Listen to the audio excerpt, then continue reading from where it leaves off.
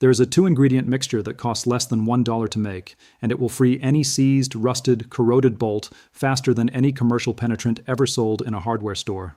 Not loosens it eventually. Not weakens the rust a little. It breaks the molecular bond between iron oxide and steel in under 20 minutes. Every single time, aircraft mechanics at Boeing used it on frozen engine cowl fasteners in the 1950s. Shade tree mechanics in rural America swore by it during the Great Depression. United States Navy machinists applied it below deck on seized valve fittings aboard destroyers in the middle of the Pacific Ocean. Heavy equipment operators across the American Midwest have been mixing it in coffee cans for 70 years. 2 household liquids. A glass jar. 30 seconds of shaking. That is the entire formula. Then a company worth $500 million decided that formula was bad for business. They did not stop using it because it failed. They stopped talking about it because it worked too well. This is the story of the $1 bolt breaker that outperformed every product on the shelf, and why the company behind WD-40 has spent 7 decades making sure you never mix it yourself. If these stories matter to you, the subscribe button and the bell are the best way to make sure this knowledge never disappears again. Now let me take you back to where this all begins. In the 1870s, the American Railroad was the largest industrial construction project on Earth. Thousands of miles of iron rail stretched across deserts and mountain passes, held together by iron spikes driven into wooden ties under brutal sun and freezing winters. Within months, those spikes corroded and seized inside the rail plates with a bond so strong that section gangs needed 3 men swinging sledgehammers to extract a single spike. But somewhere along the southern Pacific line near Yuma, Arizona, a section foreman noticed fluid dripping from locomotive gearboxes onto the rail bed. It pooled where corroded spikes sat half buried in desert dust. And those spikes came out dramatically easier. 1 man with a pry bar could do what 3 men with hammers could not. He started collecting the drippings and mixed them with the cleaning solvent his crew already carried for degreasing couplings. He poured the mixture over seized spikes at night and pulled them by hand the next morning. No sledgehammer, no torch, no damage to the rail. He never published a paper. He never filed a patent. He told the next section crew down the line, and they told the next one after that. Within a decade, the recipe had traveled from Arizona to Montana to Pennsylvania by word of mouth alone. Railroad mechanics across the entire continental system were mixing the same 2 fluids in the same ratio and getting the same results on every corroded fastener they touched. No brand name. No instruction manual. Just 2 liquids and a handshake passed between work crews across 3,000 miles of iron rail. Then came 1939, and rust became a full-scale military emergency. In the Pacific Theater, salt air and tropical humidity turned every bolt and fastener on Navy vessels into a corroded nightmare within weeks. Standard-issue naval jelly barely slowed the corrosion. Machinist mates aboard the USS Vestal, a repair ship that survived the attack on Pearl Harbor, mixed 2 fluids already sitting in bulk stores in the engine room. Equal parts.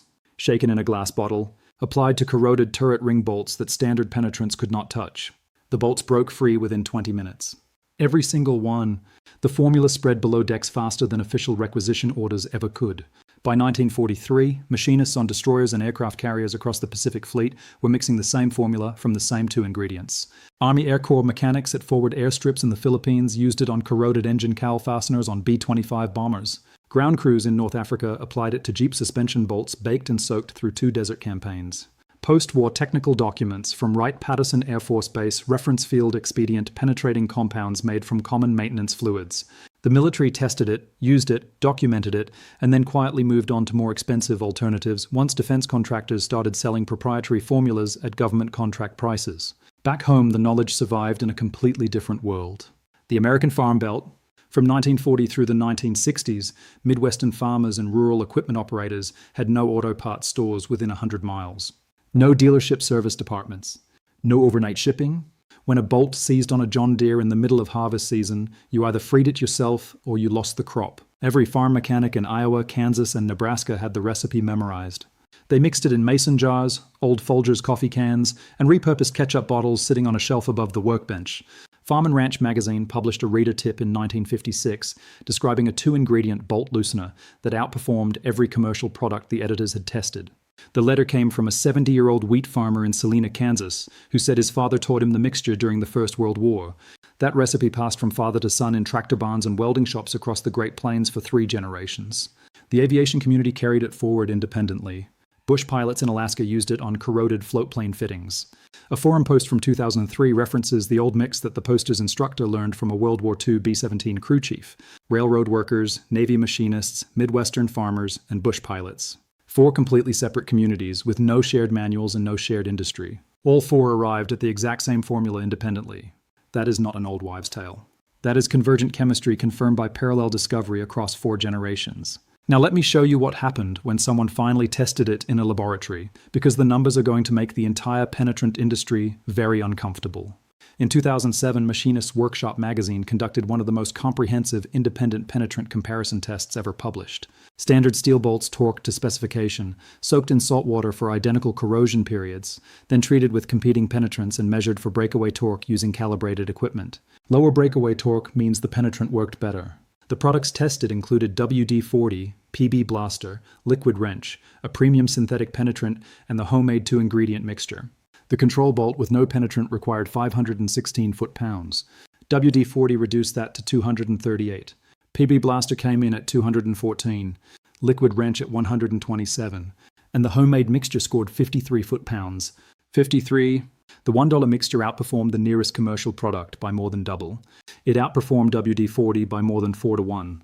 This was not a backyard test. This was a controlled comparison conducted by professional machinists using calibrated torque measurement equipment. The chemistry is straightforward. The first ingredient is an extremely low viscosity solvent with molecules roughly 1/3 the size of petroleum distillates used in every commercial penetrant. It reaches microscopic gaps in corroded threads where petroleum sprays physically cannot go. The second ingredient contains friction modifiers engineered to operate under extreme pressure inside sealed mechanical systems. The solvent carries the friction modifier deep into the thread valley. The modifier breaks the bond between the iron oxide and the steel. The solvent evaporates, leaving a thin lubricating film that allows the bolt to rotate freely. Commercial penetrants use large petroleum molecules that sit on top of corrosion like rain on a waxed hood. They never reach the actual bond holding the bolt in place. That is why you spray half a can of WD-40 on a rusted bolt, and it still will not turn. The spray never reached the problem. It just made the outside of the bolt wet. The results of that Machinist's Workshop test have been replicated by dozens of independent sources over the past 2 decades. YouTube mechanics have recorded side-by-side comparisons with identical outcomes. Forum threads on Garage Journal, Practical Machinist, and aviation maintenance boards spanning 15 years all confirm the same chemistry producing the same result every single time. The science is not in dispute. The performance is not in dispute. What is in dispute is why you have never heard about it. And that brings us to 1953. In a small laboratory in San Diego, a company called the Rocket Chemical Company developed a formula for the aerospace industry. It was designed to displace water on Atlas missile components. The name stood for Water Displacement Formula Attempt Number 40, WD-40. The product was never designed as a penetrating oil. It was a moisture barrier for missile casings. But the company saw a bigger market. They repackaged a water displacement spray as an all-purpose miracle product and built a $500 million annual revenue empire around a single blue and yellow can. A company built entirely around a $6 spray had a very specific reason to make sure nobody talked about a $1 mixture that outperformed it at the one job most consumers buy it for. The suppression was not dramatic. There were no secret meetings. It was systematic, quiet, and purely economic. The penetrating oil market in the United States alone generates an estimated $600 to $800 million annually. That revenue depends on a single, elegant principle. A stuck bolt must always be treated as a recurring problem, never as a solved one. Every can of WD-40 you have ever purchased is an admission that the last can did not solve the problem. It evaporates. It attracts dust. It washes off in the first rain. It requires reapplication every single time. That is not a design flaw. That is a business model. Recurring failure is the most profitable product category in all of industrial maintenance. The revenue does not stop at the spray can. A bolt that should take 5 minutes to remove takes 45 minutes of heating, hammering, drilling, and extracting when the penetrant fails. The shop bills 45 minutes at $80 to $150 per hour. The snapped bolt requires an extractor, a retap, sometimes a replacement stud, another $50 to $500 in parts and labor. Frozen bolts are not a problem for dealerships. Frozen bolts are revenue. A bolt that frees in 20 minutes with a $1 mixture instead of 2 hours with a $6 spray is money out of the shop's pocket. Professional mechanics who know the formula keep it to themselves because their livelihood depends on billable hours. Auto parts retailers allocate shelf space to products with the highest profit margin. A $1 DIY mixture has zero margin. It never gets shelf space or an end cap display or a Super Bowl commercial. Trade publications and automotive magazines depend on advertising revenue from WD-40, PB Blaster, CRC Industries, and 3M. An article about a $1 homebrew that beats all of their products does not generate advertising revenue. It kills advertising revenue. The suppression was not a conspiracy. It was an economic ecosystem where every single participant profits from your ignorance, and not one of them has a financial incentive to tell you the truth. WD-40 company spent decades marketing their product as the solution for everything, including rust and seize bolts. The blue and yellow can became culturally synonymous with fix-stuck things. They did not need to actively suppress the alternative. They just needed to make sure their product was the only name anyone thought of when a bolt would not turn. Brand ubiquity is suppression when the better option has no brand at all. The two ingredients are literally sold in the same store. They sit in completely different aisles with no indication they belong together. They are never placed next to each other, never marketed together, and never mentioned in the same sentence by anyone who sells penetrating oil for a living. Think about every bolt you have ever fought in your own garage, your own driveway, your own barn. The exhaust manifold stud on your truck that snapped off flush with the head and cost $400 at the shop. The brake caliper bracket bolt that rounded off because the WD-40 you sprayed did absolutely nothing and you had to use a torch in a space too tight for a flame. The rusted trailer hitch pin you hammered for 30 minutes and finally cut with a reciprocating saw, destroying the receiver in the process. The suspension bolt on your project car that was so corroded you paid a shop $200 just to drill it out and retap the hole. The lug nut on the side of the highway in the rain that would not break loose because the factory anti-seize was long gone, and your can of WD-40 might as well have been air freshener. Add up every rounded bolt head, every snap stud, every torch-scarred bracket, every shop bill for extraction work. You have personally spent hundreds and possibly thousands of dollars on damage caused by penetrants that did not penetrate. The $1 mixture would have prevented every single one of those failures. But nobody told you? Because nobody who sells you the $6 can has any reason to. Here is exactly what to do, and it is almost insultingly simple. The two ingredients are acetone and automatic transmission fluid. That is it. 50% acetone, 50% automatic transmission fluid, mixed in any clean glass container. Shaken for 30 seconds. Total cost per application less than $1. Acetone is the fastest evaporating common solvent at any hardware store. A quart costs under $5. Automatic transmission fluid, ATF, is the most friction modifier dense automotive fluid on the market. Dexron, Mercon, or any generic store brand all work. A quart costs under $5. Those two bottles sitting in your garage right now contain approximately $500 million worth of WD-40 company revenue. Pour equal parts into a glass jar or chemical-resistant spray bottle. Do not use styrofoam or soft plastic because acetone dissolves them. The mixture turns a translucent reddish-amber color. For accessible bolts, spray or pour liberally onto the corroded fastener. Wait 15 to 20 minutes. Apply a second soak if the bolt has been seized for years. Place a proper fitting socket on the fastener. The bolt will break free, not with a breaker bar, not with an impact gun, with your hand on a standard ratchet.